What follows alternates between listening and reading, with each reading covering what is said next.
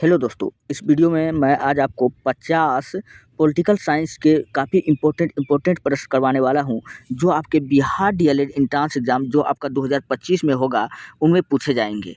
तो मैंने भी इस एग्ज़ाम को निकाला हूं और काफ़ी अनुभव है, इसलिए मैं आपको बता रहा हूं। काफ़ी डिस्कशन के साथ ये वीडियो होगा। वीडियो को अंत तक ज़रूर देखिएगा।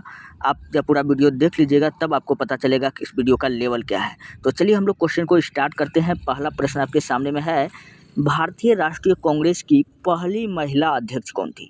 दोस्तों, अगर बात किया जाए तो सबसे पहले जानिए कि भारतीय राष्ट्रीय कांग्रेस की स्थापना कब हुआ था। इनका स्थापना हुआ था 28 दिसंबर 1885 को हुआ था, 1885 को। फिर पूछेगा कि इसका स्थापना कौन किया था, तो इसका जो स्थापना था, इसका स्थापना व्योमेश चंद्र बनर्जी। कौन किया था? अच्छा, इसका स्थापना किया था ए.ओ. ह्यूम। कौन किया था? ए.ओ. ह्यूम किया था। इसी को हम लोग कहते हैं एलन ऑक्टोमियम ह्यूम। और ए.ओ. ह्यूम भैया कहाँ का था? तो ये शिमला की थी। कहाँ की थी? शिमला की थी। अच्छा, और अगर पूछा जाए कि भारतीय राष्ट्रीय कांग्रेस का प्रथम अध्यक्ष, तो आपको बताना डब्ल्यू.सी. बनर्जी। क्या बताना है? डब्ल्यू.सी. बनर्जी प्रथम अध्यक्ष पूछेगा तो डब्ल्यू.सी. बनर्जी। फिर पूछेगा भारतीय राष्ट्रीय कांग्रेस की प्रथम महिला अध्यक्ष, तब आपको बताना है एनी बेसेंट। अगर पूछेगा कि भारतीय राष्ट्रीय कांग्रेस की प्रथम भारतीय महिला अध्यक्ष, भारतीय राष्ट्रीय कांग्रेस की पहली महिला अध्यक्ष पूछी थी एनी बेसेंट। अब पूछेगा प्रथम भारतीय महिला अध्यक्ष, तब आपको बताना है सरोजनी नायडू। क्या बताना है? सरोजनी नायडू। और ये सरोजनी नायडू उत्तर प्रदेश की प्रथम महिला राज्यपाल थी। या उत्तर प्रदेश का पूछे या भारत का पूछे, प्रथम महिला राज्यपाल उत्तर प्रदेश का थी तो भारत का नहीं होगा क्या? भारत का भी होगा। तो सरोजनी नायडू क्या हो जाएगा? राइट आंसर हो जाएगा। फिर पूछेगा कि भारतीय राष्ट्रीय कांग्रेस का प्रथम पारसी अध्यक्ष, क्या पूछेगा?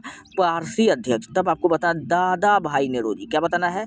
दादा भाई नौरोजी। फिर एक क्वेश्चन पूछा जाता है कि भारतीय राष्ट्रीय कांग्रेस का सबसे युवा अध्यक्ष, तब बताना है अबुल कलाम आज़ाद। क्या बताना है? अबुल कलाम आज़ाद बताना है। अच्छा, फिर क्वेश्चन पूछा जाता है भारतीय राष्ट्रीय कांग्रेस के सबसे लंबे समय तक अध्यक्ष, तो इसका भी आंसर क्या होने वाला है? अबुल कलाम आज़ाद। फिर क्वेश्चन पूछा जाता है कि भारतीय राष्ट्रीय कांग्रेस का एकमात्र अधिवेशन जिसमें महात्मा गांधी ने भाग लिया था, यानी महात्मा गांधी अध्यक्ष बना था, तो कर्नाटक के बेलगांव अधिवेशन जो 1924 में हुआ था। आप लोग को कमेंट में बताना है कि सुभाष चंद्र बोस ने कांग्रेस के किस अधिवेशन में भाग लिया था, और उनका डेट आप लोग फटाफट कमेंट में छाप दीजिए। दोस्तों, चलिए बढ़ते हैं नेक्स्ट। अगला प्रश्न आपके सामने में है, राष्ट्रीय विकास परिषद की स्थापना कब किया गया था? दोस्तों, राष्ट्रीय विकास परिषद की स्थापना 1952 में किया गया था। और योजना आयोग का जब स्थापना हुआ था 15 मार्च 1950 को योजना आयोग का स्थापना हुआ था।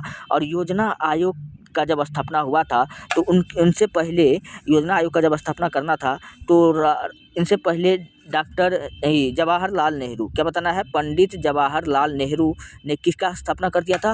राष्ट्रीय विकास परिषद का स्थापना किया इसके बाद में। और कहा योजना आयोग का स्थापना करवे करेंगे, इससे पहले हम लोग राष्ट्रीय विकास परिषद का स्थापना करते हैं। और 1952 में राष्ट्रीय विकास परिषद का स्थापना कर दिया गया था। चलिए बढ़ते हैं नेक्स्ट। अगला प्रश्न आपके सामने में है, एम.एस. स्वामीनाथन का संबंध था। दोस्तों, एम.एस. स्वामीनाथन, इसको हम लोग हरित क्रांति का पिता कहते हैं। और एम.एस. स्वामीनाथन को भारत में हरित क्रांति का पिता कहते हैं। अच्छा, आज जब पूछेगा कि विश्व में हम लोग किसको कहते हैं हरित क्रांति का पिता, तो दोस्तों विश्व में हम लोग कहते हैं नॉर्मन ई बोरलॉग को कहते हैं। किसको कहते हैं? नॉर्मन ई बोरलॉग को हम लोग विश्व में हरित क्रांति का पिता कहते हैं। और हरित क्रांति पूछेगा टोटल कितना बार किया गया था, तो टोटल 2 बार किया गया था। कितना बार किया गया था? 2 बार। और एक बार चावल के उत्पादन को बढ़ाया गया और एक बार गेहूं के उत्पादन को बढ़ाया गया था। ये हरित क्रांति भारत में कितना बार किया गया था? 2 बार किया गया था। आपको ये बात याद रखना है। अच्छा, और भी मैं आपको बताता हूँ। ऑपरेशन फ्लड पूछे, इनका संबंध किससे है? तो दूध उत्पादन से है। किससे है? दूध उत्पादन से ऑपरेशन फ्लड का संबंध है। आपको ये बात याद रखना है। और नीली क्रांति, दोस्तों नीली क्रांति जो है मत्स्य उत्पादन से है। किससे है? मत्स्य पालन से है। श्वेत क्रांति, इसका भी संबंध किससे है? दूध उत्पादन से है। और श्वेत क्रांति का जनक पूछेगा कौन था, तो वर्गीज कुरियन बताना है। क्या बताना है? वर्गीज कुरियन बताना है। दोस्तों, अगर आपको वीडियो अच्छा लगता है, हेल्पफुल लगता है, अगर आपको रिवीजन में सच में लग रहा है कि ज़्यादा से ज़्यादा हो रहा है, तो आप लोग हमारे चैनल को फटाफट सब्सक्राइब कर दीजिए, लाइक कर दीजिए, जितना हो सके अपने दोस्तों में शेयर कर दीजिए। और रोज क्लास का PDF आपका अपलोड हो जाता है टेलीग्राम चैनल इतिहास की दुनिया 99 पर। आप वहां से क्लास का PDF ले सकते हैं। चलिए बढ़ते हैं नेक्स्ट। अगला प्रश्न आपके सामने में जस्ट लगा हुआ है, भारत ने पहला सफल परमाणु परीक्षण कब किया था? दोस्तों भारत ने पहला सफल परमाणु परीक्षण कब कर लिया था? 1974 में कर लिया था। कब कर लिया था? 1974 में। तो इस क्वेश्चन का ऑप्शन नंबर बी क्या हो जाएगा? बिल्कुल राइट हो जाएगा। चलिए बढ़ते हैं नेक्स्ट। अगला है, किस वर्ष चीन ने भारत पर आक्रमण किया था? तो चीन ने भारत पर आक्रमण किया था, उस समय भारत और चीन का युद्ध भी हुआ था। तो किस वर्ष हुआ था? तो 1962 में हुआ था। चाइना ने भारत पर आक्रमण कर दिया था। तो ऑप्शन नंबर 1 क्या हो जाएगा? बिल्कुल राइट हो जाएगा। तो चमगादड़ चीन ने 1962 में भारत पर आक्रमण किया था। तो भारत चीन का युद्ध भी इसी वर्ष हुआ था। और इस युद्ध में कौन हारा था? तो गलती से हम लोग हार जाते हैं, भारत हार जाता है। इसमें हारना तय था भारत का, क्योंकि उस समय जो था बॉर्डर तक जाने का सही रास्ता भी नहीं था और हम लोग नीचे में थे, वो लोग ऊपर से मार रहा था, इसलिए हम लोग का हारना यहाँ पर तय था। और भारत और चीन का युद्ध 1962 में हुआ था। आपको ये बात याद रखना है। उस समय पूछेगा कि हमारे प्रधानमंत्री कौन थे भारत चीन युद्ध के समय? तो आपको बताना है जवाहरलाल नेहरू। कौन था? जवाहरलाल नेहरू। जब भारत चीन युद्ध हुआ तो फिर पूछ लिया जाता है कि उस समय हमारे रक्षा मंत्री कहाँ था? तो हमारे रक्षा मंत्री पूछेगा कौन था? तो हमारा रक्षा मंत्री था कृष्णा मेनन। कौन था? कृष्णा मेनन था। और ये कृष्णा मेनन दोस्तों कहाँ था उस समय जिसमें भारत और चीन युद्ध हो रहा था? तो नेपाल में छुप कर बैठा हुआ था। आप खुद ही सोच सकते हैं कि आप, हमारा देश में युद्ध चल रहा है, हमारा रक्षा मंत्री नेपाल में छुप करके बैठा है, कहता है कि हम आतंकवाद से लड़ने का सख्त प्रयास कर रहे हैं। तो ये था हमारे देश की स्थिति। और वहाँ तक बॉर्डर तक जाने का सही रास्ता तक नहीं था। और उस समय नेहरू जी हिंदी चीनी भाई के नारे में, नशे में पूरा डूबा हुआ था। तो हिंदी चीनी भाई भाई का नारे लगा रहा था, जिनके बाद इनको बाद में अफसोस हुआ कि चीन पर भरोसा नहीं करना चाहिए। और 1965 में, फिर मैं आपको बताता हूँ, 1965 में दोस्तों भारत पाकिस्तान युद्ध हुआ। और 1966 में जो हुआ था, ताशकंद समझौता हुआ था। कौन समझौता हुआ था? ताशकंद समझौता हुआ था। किसके बीच में हुआ था? पाकिस्तान और लाल बहादुर शास्त्री के बीच में हुआ था। चलिए बढ़ते नेक्स्ट। अगला प्रश्न आपके सामने में है, भारत में लौह पुरुष के नाम से हम लोग किसको जानते हैं? दोस्तों भारत में लौह पुरुष के नाम से हम लोग सरदार वल्लभ भाई पटेल को जानते हैं। किसको जानते हैं? सरदार वल्लभ भाई पटेल को जानते हैं। और इसको हम लोग भारत का बिस्मार्क भी कहते हैं। क्या कहते हैं? भारत का बिस्मार्क भी कहते हैं। और भारत के एकीकरण का, रियासतों के एकीकरण का जनक भी हम लोग इसी को कहते हैं। किसको कहते हैं? सरदार वल्लभ भाई पटेल। और इसको हम लोग सरदार भी कहते हैं। क्या कहते हैं? सरदार कहते हैं। सरदार की उपाधि पूछे कौन दिया था? तो महात्मा गांधी ने दिया था। कौन दिया था? महात्मा गांधी ने। किस आंदोलन में दिया था? तो बारदोली सत्याग्रह में दिया था। और बारदोली सत्याग्रह 1928 में हुआ था। और भी मैं आपको अगर बताऊं तो महात्मा गांधी का अन्य नाम, मैं आपको बताता हूँ, देशद्रोही फकीर। देशद्रोही फकीर पूछेगा हम लोग किसको कहते हैं? तो महात्मा गांधी को कहते हैं। और कौन कहा था? तो फ्रैंक मॉरिस ने। और आधा नंगा फकीर पूछेगा हम लोग किसको कहते हैं? तो इसी महात्मा गांधी को कहते हैं। कौन कहा था? तो विंस्टन चर्चिल ने कहा था। फिर महात्मा गांधी को महात्मा रविन्द्रनाथ टैगोर ने, आप जानबे करते हैं। और महात्मा गांधी को बाबा मलंग बताइए आप लोग कौन कहा था? तो बाबा मलंग कहा था खान अब्दुल गफ्फार खां। कौन कहा था? और महात्मा गांधी को राष्ट्रपिता बताइए आप लोग कमेंट में फटाफट कि कौन कहा था। काफ़ी हल्का क्वेश्चन है। महात्मा गांधी को राष्ट्रपिता कौन कहा था? और पंडित जवाहरलाल नेहरू, इसको हम लोग चाचा कहते हैं, आप तो जानबे करते हैं। चलिए बढ़ते नेक्स्ट। अगला प्रश्न है, भारतीय राष्ट्रीय कांग्रेस के संस्थापक कौन थे? दोस्तों भारतीय राष्ट्रीय कांग्रेस के जो संस्थापक थे वो कौन था? A.O. ह्यूम था। कौन था? A.O. ह्यूम। इसी को हम लोग कहते हैं एलन ऑक्टोमियम ह्यूम। और ये कहाँ का था भैया? ये था शिमला का था। कहाँ का था? शिमला का A.O. ह्यूम थी। और ये शिमला की संत थी। कौन थी? शिमला की संत थी। और इसलिए हम लोग A.O. ह्यूम को क्या कहते हैं? Hermit of Shimla. क्या कहते हैं? हर्मिट ऑफ शिमला कहते हैं। अच्छा, एक प्रश्न भारतीय राष्ट्रीय कांग्रेस से है कि भारतीय राष्ट्रीय कांग्रेस का एक ऐसा अधिवेशन बताइए जो गांव में हुआ था। आपको बताना फैजपुर अधिवेशन। कौन सा अधिवेशन बताना है? फैजपुर अधिवेशन। अच्छा, भारतीय राष्ट्रीय कांग्रेस का ऐसा कौन सा अधिवेशन है जहां जन गण गाया गया था? तो आपको बताया कलकत्ता अधिवेशन। क्या बताना है?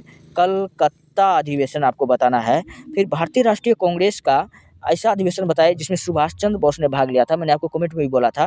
तो वो कौन था? हरिपुरा अधिवेशन। गुजरात के त्रिपुरी जिसको कहते हैं, हरिपुरा अधिवेशन, जो 1937-38 में हुआ था। चलिए बढ़ते नेक्स्ट। और ये गोखले के बारे में जान लीजिए। महात्मा गांधी का राजनीतिक गुरु था। चलिए बढ़ते नेक्स्ट। अगला प्रश्न आपके सामने में है, भारतीय संविधान के किस अनुच्छेद के अंतर्गत राष्ट्रीय आपातकाल लगाया जाता है?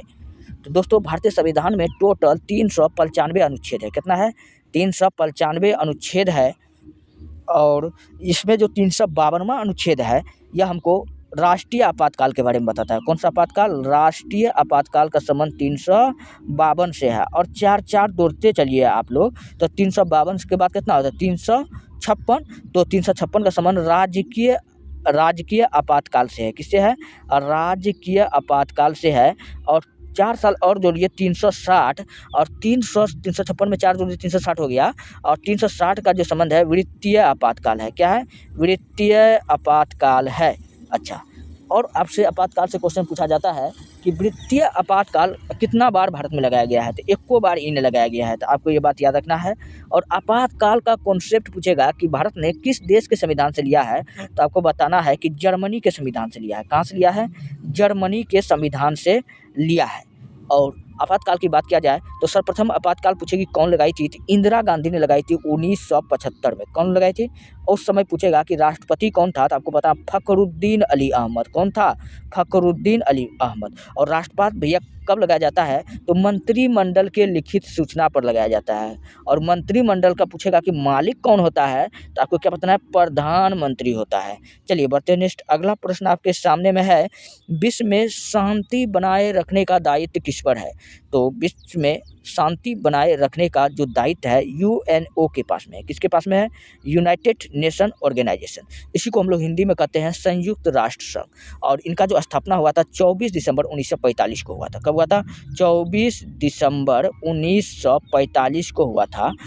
इसका स्थापना हुआ था 1945 को, यूएनओ का स्थापना हुआ था।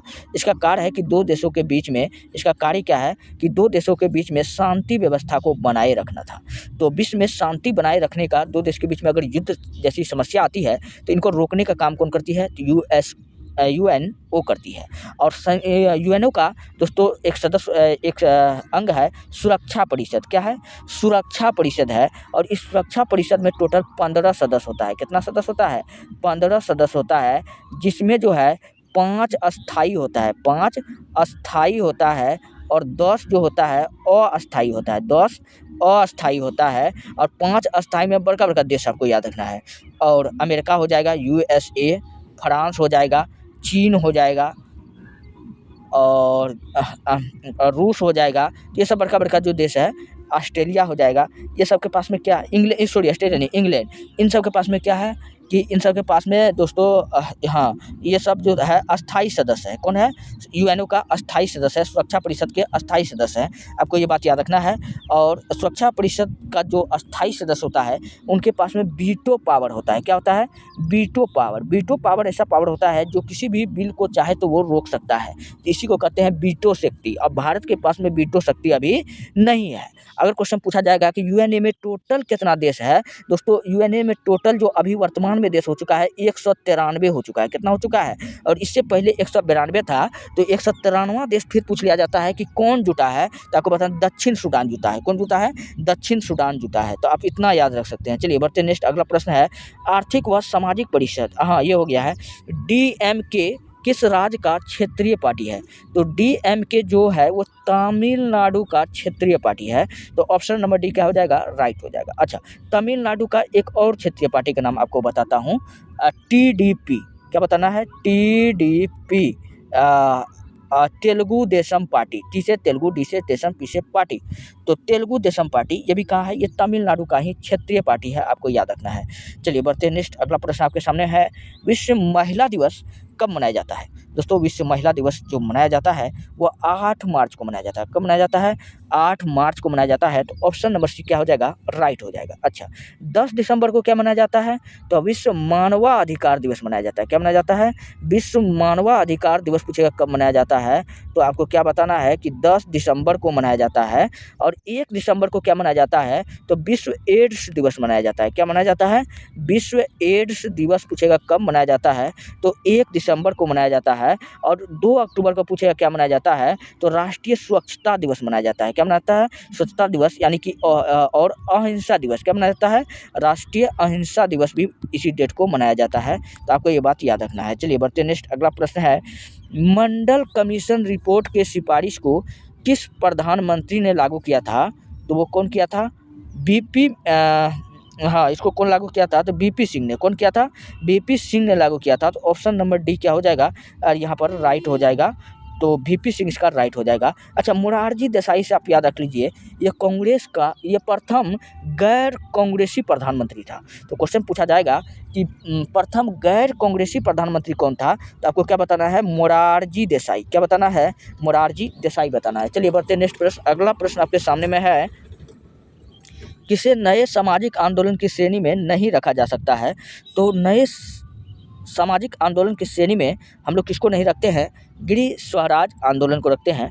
तो ऑप्शन नंबर डी क्या हो जाएगा? राइट हो जाएगा।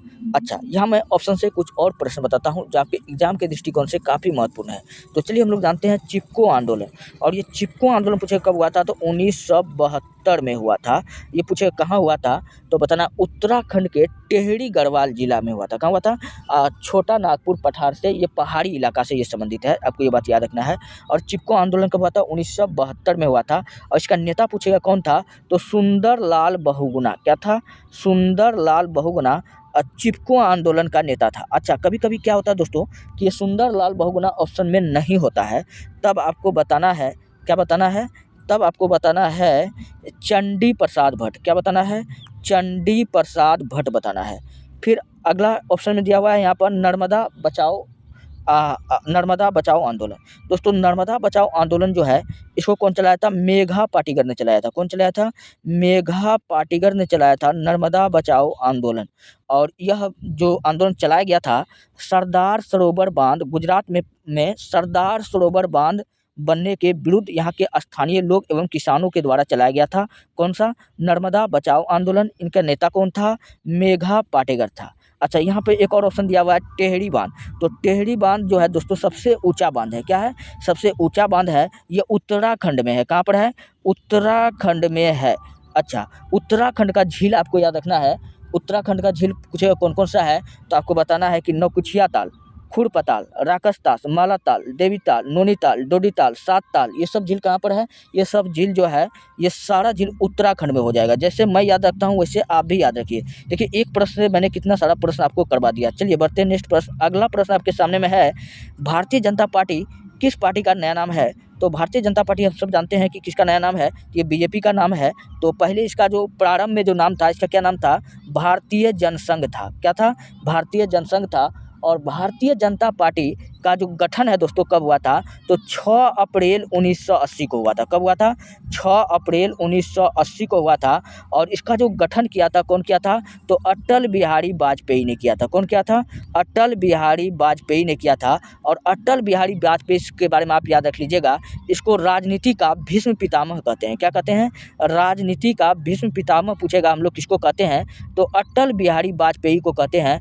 और इससे एक प्रश्न, काफ़ी शानदार प्रश्न है कि अटल बिहारी वाजपेयी जो था, सबसे कम दिनों तक प्रधानमंत्री के पद पर बना रहने वाला प्रधानमंत्री था। अगर बाय द वे क्वेश्चन पूछ ले कि कितना दिनों तक ये प्रधानमंत्री के पद पर बना था, तो सबसे कम दिन, तो 13 दिन के लिए मात्र ये प्रधानमंत्री बना था। कौन? अटल बिहारी वाजपेयी। चलिए बढ़ते हैं नेक्स्ट। अगला प्रश्न आपके सामने में है कि भारत में गठबंधन की सरकार के पहले प्रधानमंत्री कौन थे? तो भारत में जब सर्वप्रथम क्वेश्चन पूछा है कि गठबंधन की सरकार हुआ था, तो उस समय पूछा है कि प्रधानमंत्री कौन था? तो उस समय भी अटल बिहारी वाजपेयी था। इसके बारे में मैं अभी जस्ट डिटेल से बता चुका हूँ। चलिए बढ़ते हैं नेक्स्ट। अगला प्रश्न आपके सामने में है, पूरब बनाम पश्चिम पदबंध का आशय किससे है?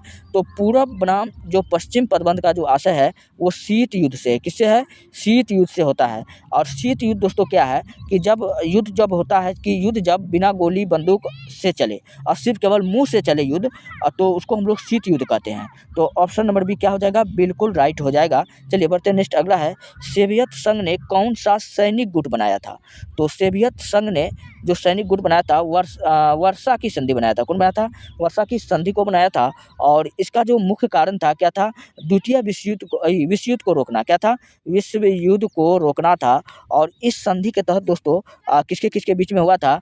यह जो था जर्मनी और मित्र राष्ट्र के बीच में हुआ था। जर्मनी और मित्र राष्ट्र यानी इंग्लैंड के बीच में हुआ था। तो ऑप्शन नंबर डी क्या हो जाएगा? बिल्कुल राइट हो जाएगा। आप फटाफट आप लोग बताइए कि नाटो का स्थापना कब हुआ था? ये क्वेश्चन काफ़ी इंपॉर्टेंट है। नाटो, सीटो, सेंटो, ये तीनों का स्थापना आप फटाफट कमेंट में छाप दीजिए। मैं जानना चाहता हूँ कि उतना दिन मैंने आपको पढ़ाया तो आप लोगों ने क्या याद रखा है। चलिए बढ़ते हैं नेक्स्ट। अगला प्रश्न आपके सामने में है 1955 के वार्सा के संधि में कौन कौन सा देश सदस्य नहीं था। तो 1955 के वार्सा के संधि में जो सदस्य देश नहीं था वो कौन नहीं था, जर्मनी नहीं था। तो ऑप्शन नंबर पूर्वी जर्मनी नहीं था, तो ऑप्शन नंबर डी क्या हो जाएगा, बिल्कुल राइट हो जाएगा। और जर्मनी ने पूछेगा कि पोलैंड पर आक्रमण कब कर दिया था, तो ये कर दिया था 1863 ईस्वी में कर दिया गया था। और चलिए बढ़ते नेक्स्ट। अगला प्रश्न आपके सामने में है 1917 में रूस में समाजवादी राज्य की स्थापना किसने किया था। तो 1917 में रूस में समाजवादी राज्य का स्थापना कौन किया था, तो लेनिन ने किया था। कौन किया था, लेनिन ने किया था। अच्छा, लेनिन के बारे में याद रख लीजिएगा। इनकी मृत्यु 1924 ईस्वी में हुआ था। कब हुआ था, 1924 ईस्वी में हुआ था। और यहाँ ऑप्शन में दिया हुआ है कार्ल मार्क्स। दोस्तों कार्ल मार्क्स का आप दो किताब का नाम याद रख लीजिएगा। तो इनका किताब का नाम कम्युनिस्ट मैनिफेस्टो। क्वेश्चन पूछा जाएगा कि कम्युनिस्ट मैनिफेस्टो नामक बुक किसका है, तो आपको क्या बताना है, कार्ल मार्क्स का है। और कार्ल मार्क्स से क्या याद रखना है, कार्ल मार्क्स का पुस्तक का और एक याद रखना है दास कैपिटल। क्या याद रखना है, दास कैपिटल। और इसका जो प्रकाशन हुआ था 1867 में हुआ था। कब हुआ था, 1867 में हुआ था। और दास कैपिटल को हम लोग कहते हैं समाजवादियों का बाइबिल। क्या कहते हैं, समाजवादियों का बाइबिल कहते हैं। तो इसका राइट आंसर क्या हो जाएगा, ऑप्शन नंबर फिलहाल सी हो जाएगा, लेनिन इसका राइट आंसर हो जाएगा। अच्छा, यहाँ पे देखिए कार्ल मार्क्स और फ्रेडरिक एंगल्स, ये दोनों कौन था, ये दोनों एक दोस्त था। और 1848 में इनसे मुलाकात किया था, फ्रेडरिक एंगल से। इन्हीं से मुलाकात करने के बाद में और इन्होंने क्या किया था, ये किताब लिखा था, ये किताब लिखा था दास कैपिटल। और दास कैपिटल में दोस्तों एक नारा दिया गया था कि दुनिया का मजदूरों एक हो जाओ, तुम्हारे पास खोने के लिए कुछ भी नहीं है पैरों में बेड़ियों के अलावा, जबकि पाने के लिए पूरा दुनिया है। तो अब क्वेश्चन पूछा जाएगा कि ऐसा कथन किस आंदोलन में दिया गया था। तो ऐसा कथन जो दिया गया था वो कौन आंदोलन में, हाँ कौन सा बुक में लिखा गया था, तो दास कैपिटल में लिखा गया था, जो किसका था, कार्ल मार्क्स का था। अच्छा, स्टालिन को हम लोग फौलादी पुरुष कहते हैं। क्या कहते हैं, फौलादी पुरुष कहते हैं। चलिए बढ़ते हैं नेक्स्ट। अगला प्रश्न है परमाणु अप्रसार संधि पर किस देश ने हस्ताक्षर नहीं किया है। तो भारत जो है हस्ताक्षर नहीं किया है। नहीं करने का कारण है क्योंकि भारत जो है गुटनिरपेक्ष को मानता है। भारत नहीं चाहता है कि हम किसी भी युद्ध में पड़े। वो चाहता है युद्ध के खिलाफ है, तो वो किसी भी युद्ध में नहीं जाना चाहता है, इसलिए भारत नाटो का सदस्य नहीं है। तो ऑप्शन नंबर सी क्या हो जाएगा, बिल्कुल राइट हो जाएगा। और भारत में पूछेगा कि कौन सा अर्थव्यवस्था चल रहा है, तो भारत में मिश्रित अर्थव्यवस्था चलता है। कौन सा अर्थव्यवस्था चलता है, मिश्रित अर्थव्यवस्था चलता है। और ये मिश्रित अर्थव्यवस्था जो होता है समाजवादी और पूंजीवादी का मिश्रण होता है। तो अगर आपसे क्वेश्चन पूछा जाएगा कि समाजवादी व्यवस्था कहाँ चलता है, तो रसिया में चलता है, यानी कि रूस में चलता है, यानी यूएसएसआर में चलता है। जबकि पूंजीवादी अर्थव्यवस्था इंग्लैंड में हो गया, यूएसए में हो गया। तो ये सब में कौन सा अर्थव्यवस्था चलता है, तो पूंजीवादी चलता है। चलिए बढ़ते हैं नेक्स्ट। अगला प्रश्न आपके सामने में है कि यूरो क्या है। यूरो एक मुद्रा है जो यूरोपियन संघ की मुद्रा है। तो ऑप्शन नंबर सी क्या हो जाएगा, बिल्कुल राइट हो जाएगा। अच्छा, आप लोग बताइए रूबल क्या है। रूबल भी एक प्रकार का मुद्रा है, रूबल भी एक प्रकार का मुद्रा है, आपको याद रखना है, जो कहाँ का है, रूस का है। अच्छा, कोरोना क्या है दोस्तों, कोरोना भी एक मुद्रा है, जो कहाँ की मुद्रा है, स्वीडन की मुद्रा है। कहाँ की मुद्रा है, स्वीडन की मुद्रा है, आपको ये बात याद रखना है। चलिए बढ़ते हैं नेक्स्ट। अगला प्रश्न आपके सामने में है दक्षेस का पहला सम्मेलन किस देश में हुआ था। दोस्तों दक्षेस हम लोग कहते हैं सार्क को। किसको कहते हैं, सार्क को कहते हैं। और इसका स्थापना 1985 में हुआ था। कब हुआ था, 1985 में हुआ था। और सार्क को हिंदी में क्या कहते हैं, हम लोग दक्षेस कहते हैं। और दक्षेस का जो सदस्य देश है, मैंने ट्रिक से आपको कई बार बताते रहता हूँ, स्पिन बॉम्ब। क्या बताया था, spin bomb, SPINBAMB, spin bomb. S से श्रीलंका, P से पाकिस्तान, आई से ईरान, हाँ इराक ईरान, नहीं आई से इंडिया हो जाएगा। क्या हो जाएगा, इंडिया। N से नेपाल, B से भूटान, A से अफगानिस्तान, M से मालदीव, B से भूटान। तो यहाँ खोज लीजिए कौन सा देश यहाँ पर नहीं दिया हुआ है। तो दक्षेस का पहला सम्मेलन किस देश में, अच्छा ये पूछा है कि किस देश में हुआ था। तो पहला कहाँ हुआ था दोस्तों, पहला जो हुआ था नेपाल के काठमांडू में हुआ था। और यहीं पर दक्षेस का क्या है, हेड क्वार्टर है। दक्षेस का हेड क्वार्टर भी पूछेगा कहाँ है, तो यही नेपाल के काठमांडू में है। चलिए बढ़ते हैं नेक्स्ट। अगला प्रश्न आपके सामने में है राष्ट्रीय पंचायत किस देश की सांसद को कहते हैं। दोस्तों नेपाल के सांसद को हम लोग क्या कहते हैं, राष्ट्रीय पंचायत कहते हैं। और नेपाल का राष्ट्रीय चिन्ह क्या है, तो खुखड़ी है। क्या है, खुखड़ी है, आपको याद रखना है। और ये राष्ट्रीय पंचायत हम लोग यहाँ के सांसद को कहते हैं। ऑप्शन नंबर सी क्या ई क्या हो जाएगा, बिल्कुल राइट हो जाएगा सी नंबर। और बांग्लादेश के सांसद को हम लोग क्या कहते हैं, शोरा कहते हैं। क्या कहते हैं, शोरा कहते हैं। पाकिस्तान के सांसद को हम लोग नेशनल असेंबली कहते हैं। और इजराइल के सांसद को हम लोग नेसेट कहते हैं। क्या कहते हैं, नेसेट कहते हैं। और रूस के सांसद को हम लोग ड्यूमा कहते हैं। क्या कहते हैं, ड्यूमा कहते हैं। और जापान के सांसद को हम लोग डायट कहते हैं। नॉर्वे के सांसद को हम लोग फोलकटिंग कहते हैं। तो आपको ये सब प्रश्न याद होना चाहिए, कम से कम इतना अगर आप याद रख लेते हैं तो उम्मीद कीजिए कि अब कोई भी सांसद का नाम पूछेगा किस देश का है तो आपको ये सब याद होना चाहिए, अमेरिका का, इंग्लैंड का। चलिए बढ़ते हैं नेक्स्ट। अगला प्रश्न आपके सामने में है, निम्नलिखित में से कौन सा देश दक्षेस का सदस्य नहीं है। अभी भी जस्ट मैंने आपको बताया कि दक्षेस का सदस्य कौन नहीं है, तो दक्षेस का सदस्य है पूछ रहा है ना, तो मलेशिया भी नहीं है, इंडोनेशिया भी नहीं है, जापान भी नहीं है, भारत है। तो 7 देश है टोटल। दक्षिण में कितना देश शामिल है, तो 8 देश शामिल है। इसका हेडक्वार्टर अभी भी मैंने आपको बताया था कहाँ है, तो नेपाल में है। दोस्तों ये रहा आज के प्रश्न जो आज मैं आपको काफ़ी डीपली से बताया हूँ, और सब भी काफ़ी हर रोज़ मैं आपके लिए नए नए वीडियो लेकर के आता रहता हूँ। अगर आपको वीडियो अच्छा लगता है, हेल्पफुल लगता है, तब हमारे चैनल को सब्सक्राइब कीजिए और वीडियो को लाइक कीजिए, जितना हो सके अपने दोस्तों में शेयर कर दीजिए। मिलते हैं नेक्स्ट वीडियो में, धन्यवाद। हाँ, ज़रूरी बात मैंने आपको बताना भूल गया कि रोज़ क्लास का PDF आपका अपलोड हो जाता है टेलीग्राम चैनल इतिहास की दुनिया 99 बाय किसलर सर। आप वहाँ से जाकर के वीडियो का PDF ले सकते हैं। मिलते हैं नेक्स्ट वीडियो में।